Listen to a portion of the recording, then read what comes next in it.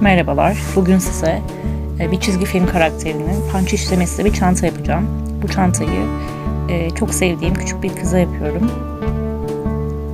Bilgisayardan görselini almış olduğum çizgi film karakterinin üzerine ham kumaşı yerleştirip kağıt bantla bantlıyorum ki kaymasın.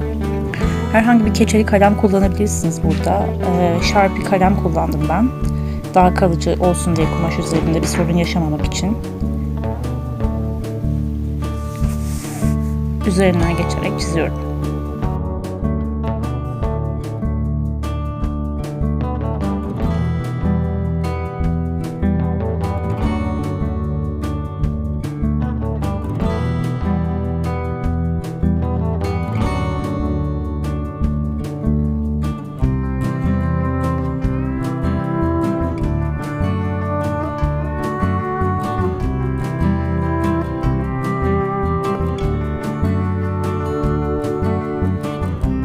Evet, şimdi çizmiş olduğum kumaşı kasnağa geçireceğim. Benim kullandığım kasnağın adı punch kasnağı diye geçiyor. Normal kasnağın altında farklı bir aparat var ve bu aparat da sizin punch işlerken kolay işleme yapmanızı sağlıyor. Ben daha önce tabii ki karakterin renklerine bakarak aynı renklerde ipler buldum ve o iplerimle şimdi işleme yapacağım. Normalde işlerken, yani punch yaparken iç taraftaki şekillerden başlamanız gerekiyor ama ben burada bir hata yapıyorum. Dış tarafta, yani direkt saçlarından başlamak istiyorum karakterin. Ama daha sonra bu hatayı fark ederek bu yaptığım, işlediğim saçları söküp tekrardan iç taraftan başlayacağım.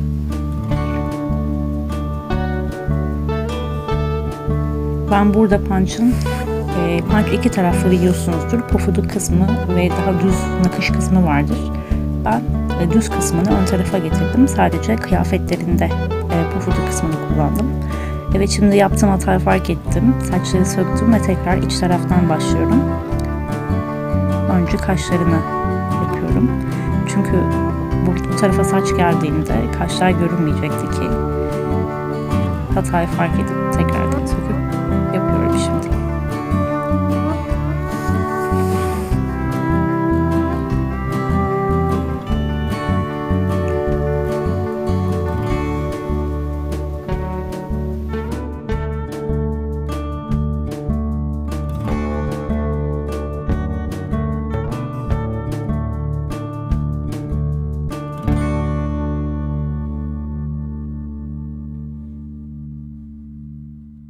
Yapmışken diğer renklerini de yaptım ufak ufak.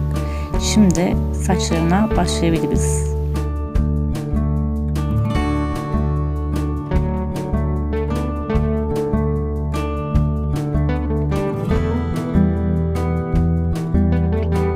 Punch yaparken dikkat edilmesi gereken dışarıdan içeriye doğru gitmek. Önce çerçeveyi çizip daha sonra içeri doğru işleme yapıyorum. Tüm işlemi, bütün saçları uyguladım.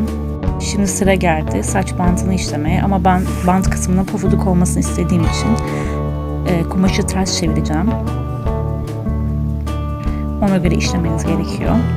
Bakın, arka taraf pofuduk oldu. Belki ışıktan çok iyi görünmüyor olabilir ama pofuduk kısmından şimdi işlemeye başlayacağım ve düz işlediğim bu kısım arkada bir pofuduk oluşturacak ve saç bantı daha güzel duracak.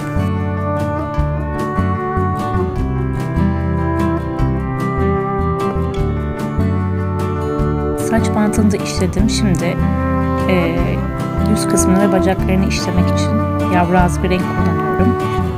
Burada da yine gördüğünüz gibi önce dışarıdan başlıyorum ve içeriye doğru gidip tüm yüzü ve bacakları yapacağım. Evet, yüzünü ve bacaklarını da işledikten sonra iç kısımda görmüş olduğunuz renkleri de işledim. Bir gökkuşağı var, yani 3 renkten oluşan. En son rengi de turuncu renkte olduğu için şimdi de o rengi işliyorum. Burada göstermek istediğim farklı bir şey daha var. İşlemeyi bitirdikten sonra bakın, üst taraftan iplikleri kesiyorum ve bir iğne yardımıyla dışarı çıkan iplikleri arkaya doğru itiyorum. Önce oluşan kalıntılar o yüzden sıkıntı göstermiyor, yani kötü görünmüyor daha doğrusu. Evet, şimdi beyaz ipimi geçiriyorum. Beyaz iple de gözleri ve ağzının içine yapacağım. Yani normalde beyaz görünüyor ama yine de orada da punch işlemesi olsun diye orayı da boş bırakmak istemedim. Orayı da işliyorum.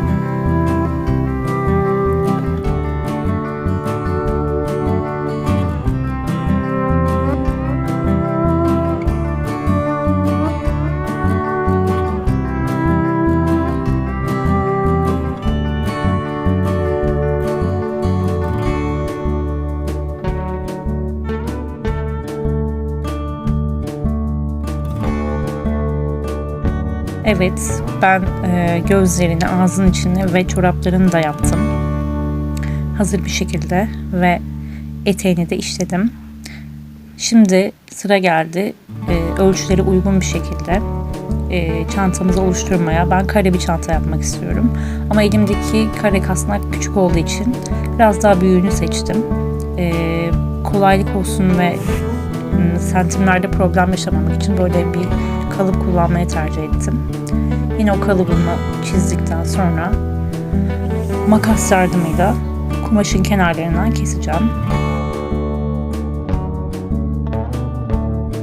Burada zikzak makas kullanıyorum çünkü zikzak makas kullandığınız zaman kenarlardan sökülme olmuyor. Bilmeyenler için söyleyeyim. Evet, kumaşımı kestim. Punch'ın arkasına mutlaka onu koruması için punch yapıştırıcısı denilebilir. Bu tür ürünler kullanmanız lazım. Ben dekopaj tutkalı kullanıyorum. Hiçbir sorun yaşamadım zaten kumaşlarda vesaire kullanılan bir tutkal. Bunu elimle sürüyorum. Her tarafına yaymam lazım. Herhangi bir sökülme olması için. Çünkü punch yani öne arkaya doğru işlendiğinden dolayı bir düğüm yok. Ve çektiğinizde elinizde gelebilecek bir nakış şekli. O yüzden tutkalla orayı sabitlemeniz gerekiyor. Şimdi içinde beyaz renk ham bezden bir astar dikmek istiyorum. O yüzden ölçü alıyorum. Aldığım ölçüye göre kestim. Birazcık büyük bıraktım payını tabii iç taraftan tekrar kesebilirim diye.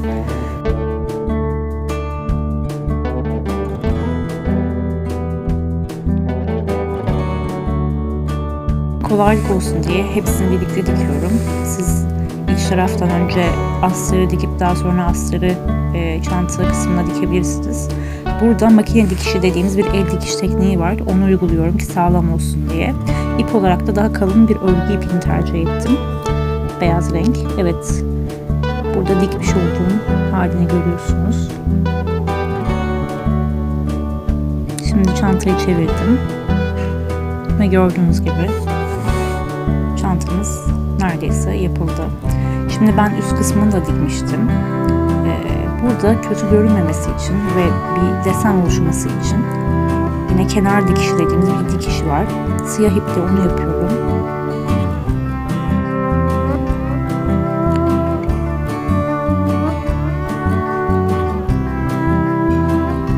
Ve dikişi tamamladım. Şimdi de son olarak makrome ipinden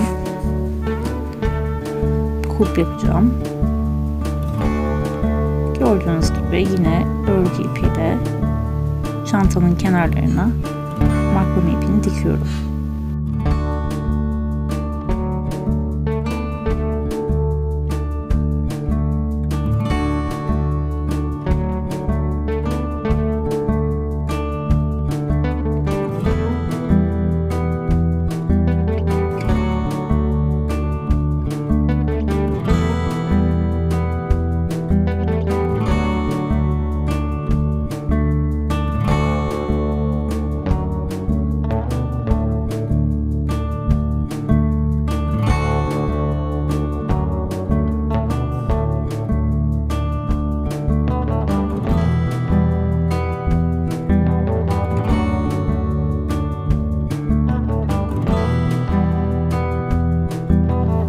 Evet, kulpumuzu diktikten sonra da çantamız tamamlandı.